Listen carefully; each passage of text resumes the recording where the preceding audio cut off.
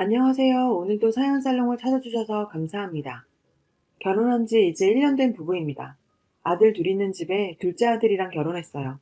남편은 직장 다니고 저는 엄마가 하시는 사업체에서 일을 하고 있습니다. 남편이 효자이긴 해요. 결혼 전엔 그 모습조차 사랑스러웠어요. 결혼하고 나서 보니 시어머니가 아들 집착이 심합니다. 결혼 전엔 오빠가 다 좋아 보여 좋은 사람인데 아쉬운 점이 급여가 작다는 것밖에 없다고 생각했죠. 그것 때문에 저 결혼할 때 친정부모님이 반대가 조금 있었고요. 전 그냥 단순히 남편 월급이 부족해도 둘이 벌면 된다고 생각했었거든요. 결국 승낙하셨는데 딸 고생시키는 게 싫으셨겠죠. 남편 능력이 집을 살 정도는 안 된다며 세를 받고 있던 40평짜리 집을 신혼집으로 주셨어요. 오빠가 월급이 적어 그걸로 생활만 하는 것도 어려울 것 같아서였거든요. 맞벌이라곤 하지만 그렇게는 돈 모으기 힘들고 집을 사는 건 더 힘들긴 하죠. 그런 생각까지 해주시는 친정부모님께 감사했습니다. 그런 상황인데도 시어머니는 신혼집에 매일 오셔서 벽지, 침대, 이불, 커튼, 심지어 그릇까지 모두 취향대로 해놨어요. 그런 상황이 불편하긴 했지만 제가 인테리어 쪽에는 관심이 없어서 그것까지는 괜찮았어요. 하지만 그런 일들이 모든 일의 전조증상일 거라고는 생각하지 못했습니다. 문제는 당연히 또 있었죠. 저희가 집에 없을 때도 오셔서 남편 밥 해주라며 야채, 고기, 과일 등등 냉장고에 가득 채워두고 가세요. 장을 봐주시니 처음엔 고마웠죠. 근데 남편은 집밥을 먹을 시간이 많지 않아요. 저희는 맞벌이 부부고 퇴근 시간도 제가 늦을 땐 저도 집에서 밥을 안 먹죠, 당연히. 제가 어릴 때부터 부모님이 검소하게 사셔서 그런지 저도 음식 함부로 못 버리는데 이건 정말 너무 스트레스였어요. 집에 냉장고 2대가 있는데 본인 입맛대로 다 챙겨놓고 왜 이렇게 음식이 안 줄어드냐고 잔소리는 늘 하시고 냉장고는 주기적으로 청소를 해도 매번 썩은 음식들이 나오는 거예요. 버리는 거 생각해서 쉬는 날엔 저 혼자 굳이 음식을 해서 하루 5끼도 먹어봤지만 너무 많아서 줄지를 않습니다. 그만큼 밥 타령도 심하시죠. 남편이 혼자 자취할 때는 밥을 해먹는지 사먹는지 관심조차 없으셨어요. 제가 잘 알죠. 자취방에 놀러가면 냉장고는 늘 텅텅 비었었으니까요. 그런데 왜 그런지 결혼을 하자마자 남편에게 수시로 전화해서 며느리가 밥은 해주냐, 아침은 먹고 다니냐, 사 먹지 말고 굶지 말아라라는 내용의 말을 하더라고요. 그것도 그냥 그러려니 했습니다. 그 이후에도 계속 밥은 해 먹었니? 같이 먹었니? 하는 내용의 카톡을 계속 보내는 거예요. 남편에게 보내더니 결혼 2달 정도 후부턴 저에게까지 거침없이 보내시더라고요. 반복이 되니 저도 화가 났지만 차분하게 답장을 보내드려야죠. 저희는 아무리 바빠도 끼니는 안 거르고 집에선 주로 해먹으려고 해요, 어머니. 많이 바쁘거나 시간이 없을 땐 사먹고 하니까 저희 식사 걱정 너무 하지 마시고 어머님, 아버님 건강 잘 챙기세요. 라고요. 소용없습니다. 남편에게 또 톡을 보내 밥은 먹었니? 혼자? 어디서? 해먹었니? 사먹었니? 물으세요. 남편도 그런 거 걱정하지 말라고 답장을 보냈는데 답장은 안 하시더라고요. 어머니는 그렇게 냉장고가 터져라 음식 쌓아두고 매일 아들 밥 타령이에요. 결혼 후 지금까지 하루가 멀다 고 찾아오고 수시로 전화에 카톡까지 잠잠하신 적이 없었던 것 같네요. 시어머니는 하루 2번도 집에 오셨어요. 오후 2시에 왔다가 밤 10시에 갑자기 오신 적도 있어요. 어떤 날은 자고 있을 때 새벽 2시에도 오셔서 아들과 할 말이 있다고 하면서 술상피라고도 했어요. 저도 일하는 사람이니 너무 늦은 시간엔 좀 그렇다고 말씀드렸죠. 그랬더니 네 엄마가 하는 사업체에서 일하면서 그것도 이해 못하냐고 하면서 한 달에 꼴랑 월급 300 정도 받으면서 뭘 그렇게 일한다고 요새냐며 큰소리 치더라고요. 결혼하기 전부터 시어머니는 용돈을 요구하셨었고 남편도 원래 그랬다면서 당연히 드리겠다고 해버린 거예요. 월 100만 원씩 드렸어요. 아들 월급 세후 150도 안 되는데 자기가 그렇게나 많이 가져가면서 자기 아들이 뼈 빠지게 일한 거 제가 다 쓴다고 합니다. 집에 오셔서 이것저것 바꾸고 뒤적거리시는 게 취미죠. 방을 뒤적거리다 제 옷과 액세서리가 너무 많다며 짜증을 내고 날린 거예요. 전 옷이며 액세서리 등엔 관심 없거든요. 그건 친정엄마가 사준 게 거의 다였어요. 설명을 하면 사람 말은 안 듣는 건지 말을 해도 못 들은 척 하는 건지 같은 소리만 반복하세요. 하루는 쉬는 날 시어머니가 친구분들을 모시고 왔어요. 약속도 없이 갑자기 오셨는데 당연히 음식 준비가 안 돼 있죠. 그랬더니 평소에 하던 대로 하면 된다고 편하게 준비하라고 하는 겁니다. 세상에 시어머니 친구분들이 집에 왔는데 편하게 음식 준비할 수 있는 사람이 몇이나 될까요? 그렇게 냉장고에 있는 음식 다 꺼내서 김치찌개, 생선구이 등 만들어서 드렸어요. 겨우 식사 준비하고 과일과 차까지 대접했죠. 제가 차린 음식들을 먹으면서 계속 아들 칭찬만 하는 거예요. 제게 고맙다는 소리는 1도 없었고 오로지 아들 자랑만 늘어놓더군요. 그리고 그날 밤 시어머니가 전화를 해서 한다는 소리가 친구들이 네 음식 너무 맛이 없단다. 나물무침도 하나 잘 못하는데 네 아들 밥 얻어먹기는 글렀다. 이랬다는 거예요. 어쩜 그렇게 사람들이 끼리끼리 놀까요? 그 말을 듣고 정말 할 말이 없더라고요. 전 그날 저녁부터 몸살이 와서 직장도 못 갈 정도로 아파서 누웠어요. 다음 날도 그렇게 누워있는데 시어머니가 남편한테 전화를 하더라고요. 시댁 술자리가 있으니 오라면서요. 남편은 흔쾌히 간다고 했고요. 그 소리를 듣고 열이 받아서 남편에게 나 아픈 거 몰라? 지금 내 몸 하나 추스리지 못하는데 어떻게 거길 간다고 할 수 있어. 그렇게 가고 싶으면 너 혼자 가. 라고 했어요.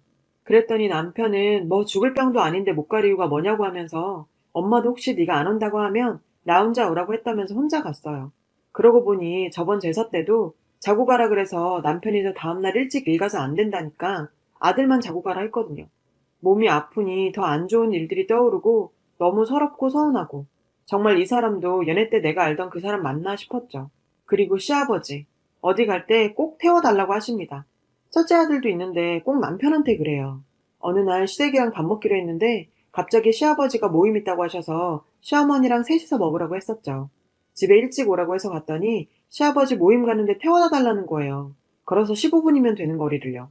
밥 다 먹고 집에 가려는데 시아버지 모임 끝나고 집에 올 때도 데리러 오라고 하셨어요.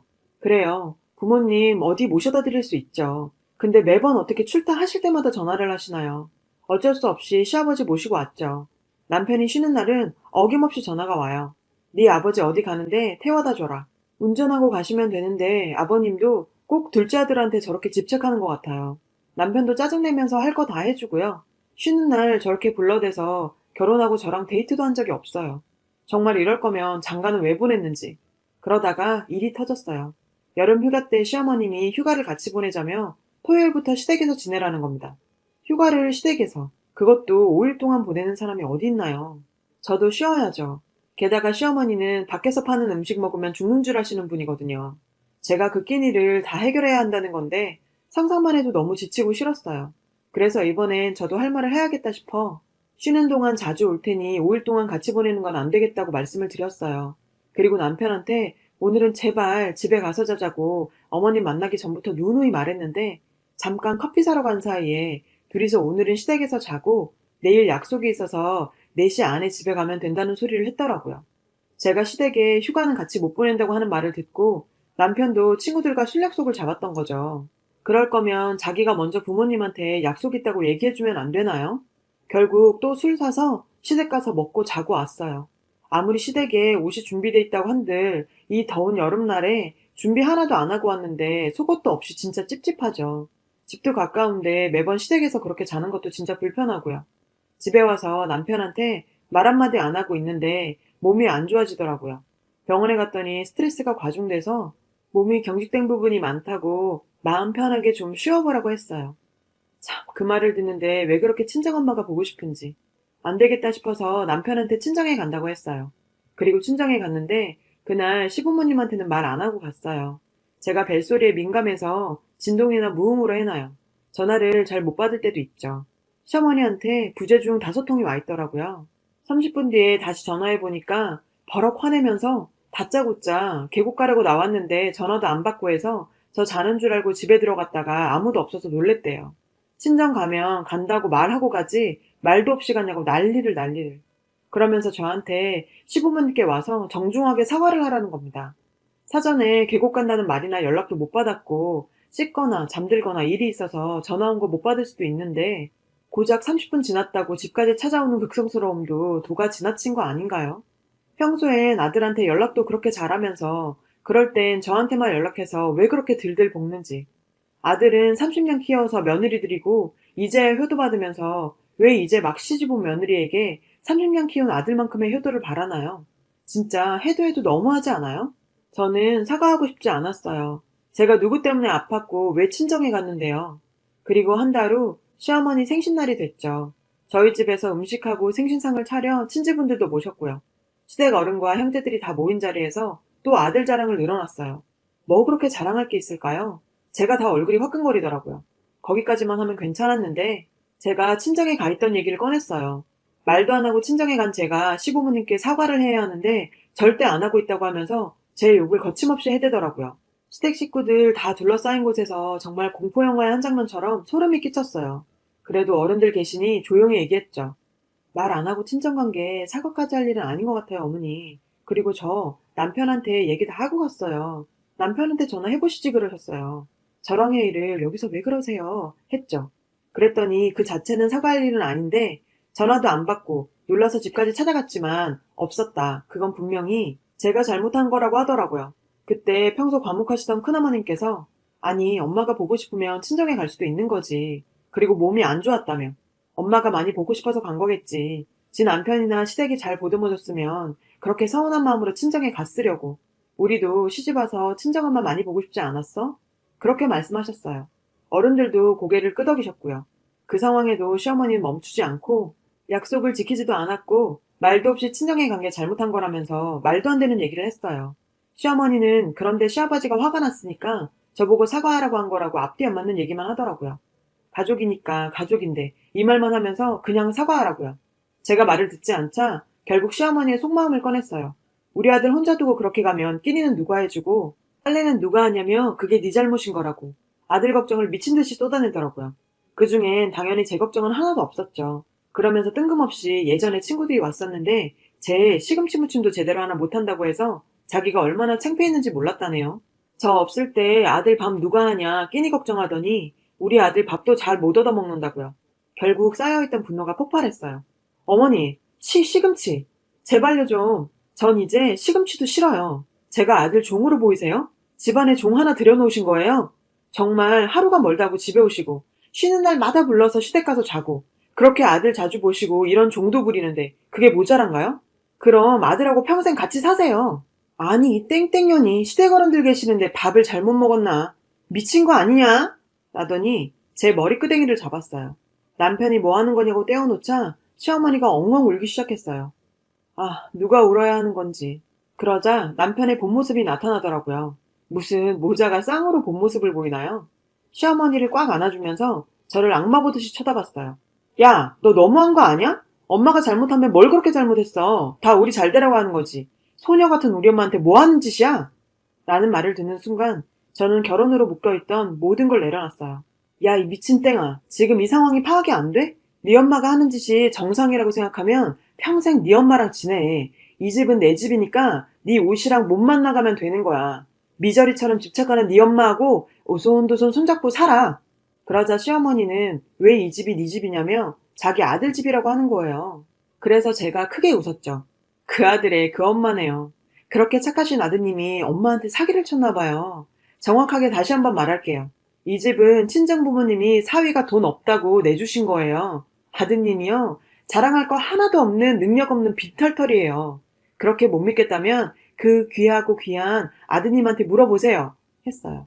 시어머니는 남편에게 이게 어떻게 된 일이냐며 네가 돈 모아서 집 샀다고 하지 않았냐고 울면서 소리쳤어요.